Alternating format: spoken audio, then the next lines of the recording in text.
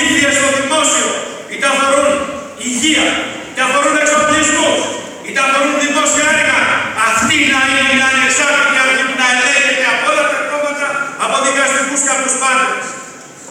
Ακόμα extreme πρόταση, εγώ την πιστεύω, αν θέλετε να ξεβρωμίσει η Βουλή από τους γόνους, 65 γόνοι ταλαιπωρούν και πολλοί από αυτούς έχουν παίξει καθοριστικό ρόλο στην καταστροφή της χώρας. Και όλες οι ευκαιρίες, πολλοί αυτοί υπάρχουν ανάμεσά σας, που δεν τους φέρνουν η μάνα τους, γιατί πρέπει να είναι επώνυμοι. Για ποιο λόγο? Φίλες και φίλοι, αυτές είναι θέσεις. Πιστεύω ότι θα εξαρτηθούμε λίγο και θα παλέψουμε με νύχια και με δόντια για αυτές. Θέλω ακόμα, αν μου επιτρέπετε, να καθησυχάσω τον Πρόεδρο και να του πω ότι ζούμε αυτή τη στιγμή όλη αυτή την ωραία ατμόσφαιρα που δημιουργήσαμε χτες. Ήταν ένα εγχείρημα επικίνδυνο. Δεν τολμάει μεγάλο κόμμα να κάνει συνέδριο σε αυτή την τεράστια αίθουσα. Πέτυχε αυτή η ιστορία. Πουλώσαμε στόματα. Δεν φτάνει όμως, είναι το πρώτο βήμα. Εγώ θεωρώ δίπλο τιμής, μεγάλο δίπλο τιμής, ότι εκδηλώνω ότι είμαι ο εργάτης, ο τελευταίος εργάτης σε αυτή την προσπάθεια της προεκλογικής εκστρατείας που μπορεί να είναι και σε 2 μήνες και σε 3 ή σε 4. Όχι πάντως πολύ μακριά. Θέλω να πω ακόμα το εξής. Για κάποιους δικούς μας ανθρώπους μας στενοχώρησαν τον τελευταίο καιρό. Αφιερώνω αυτά που θα πω σε αυτούς τους ανθρώπους και να θυμίσω το εξής. Θέλω να θυμίσω ότι στο περιβάλλον του Πρωθυπουργού υπάρχουν συγκεκριμένα άτομα που οφείλετε να ξέρετε τι ακριβώς είναι. Νούμερο 1. Ο κύριος Παπαστάδος έχει μια εκκρεμότητα με τη λίστα Λαγκάπ 500 εκατομμύρια. Και θα χαιρόμουν αν ο ίδιος ήταγε. Ρε παιδιά, ελέγξτε με. Θα ήθελα να θυμίσω ότι ο κύριος Βορύδης που σκούσουνε ήταν μέχρι πριν από 5 μέρες συνήγορος της Ενέργεια των παιδιών, σε εισαγωγικά, που καταχράστηκαν 300 εκατομμύρια του δημοσίου. Όντας υπουργός, λοιπόν, το γραφείο του ανέλαβε να υπερασπιστεί τους ανθρώπους που είναι σαν τη ηλικία με το κράτος. Θα ήθελα να θυμίσω ότι ο Μπαλτάκος, μιλάμε όλοι αυτοί, είναι φίλοι του Πρωθυπουργού.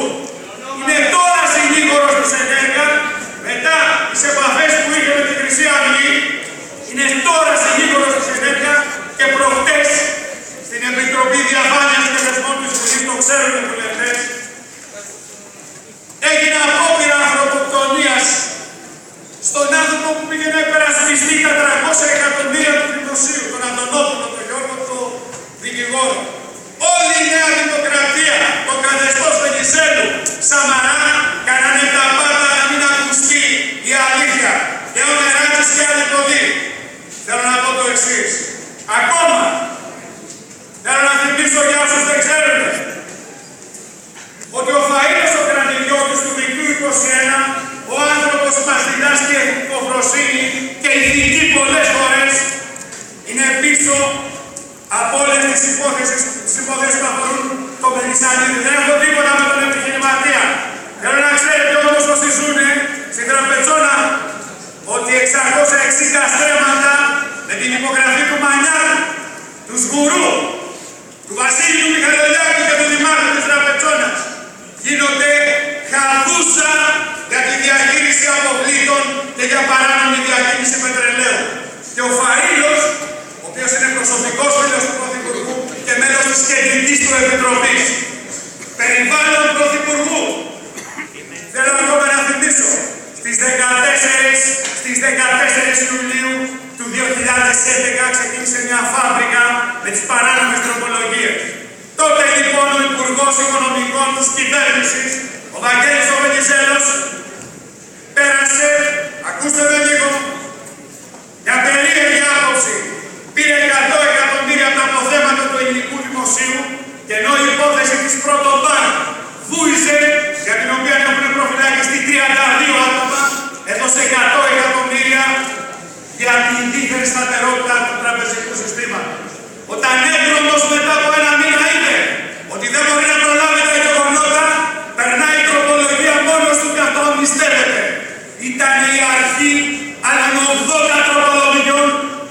Έτσι λειτουργεί η σημερινή πλειοψηφία του καθεστώτος Βενιζέλου Σαμαρά.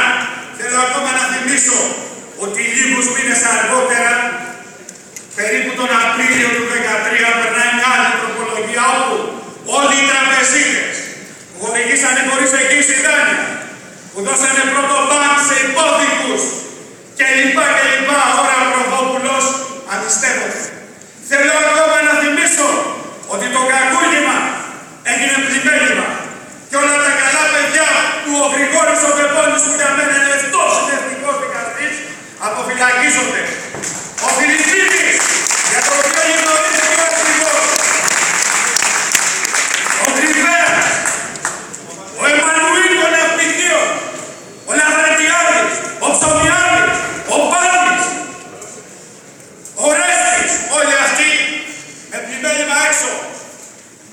Υπάρχει ενδιασμός για το τι κάνει ακριβώς η σημερινή κυβέρνηση, που κάποιοι ανάμεσά μας το σκέφτονται τι θα κάνουν στην προεδρική εκλογή. Όχι τι θα σκεφτείτε, είναι μια πληγή συμμορία. Έπρεπε να εξηγηθείτε. Είναι δισεκατομμύρια νεοσούτας ότι πόσους άνθρωπους προτικάνονται από την παράνομη διακίνηση πετρελαίου. Ο ίδιος ο Λέανδρος Ορακητής, ο δικός τους άνθρωπος, παρουσιάζει 18 παράνομες τροπολογίες νύχτα.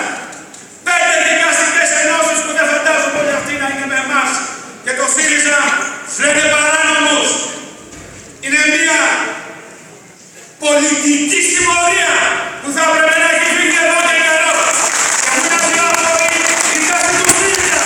Ότι εσύ την αλλάζει το τελευταίο καιρό. Δύο λεπτά έχω, πρόεδρε. Δύο λεπτά θέλω να τελειώνω. Άστονε! Ακούω πρόσφατα ότι ο ΣΥΡΙΖΑ κάτι λέει, μετά την προεδρική εκλογή κάτι θα βουλουκλώνει. Όχι, μην αισθηθεί. Η θέση είναι μια και καθαρή. Οι ανεξάρτητες δεν έχουν φύγει από αυτή τη θέση. Φεύγει αυτή η κυβέρνηση. Ποτέ σε καμιά περίπτωση δεν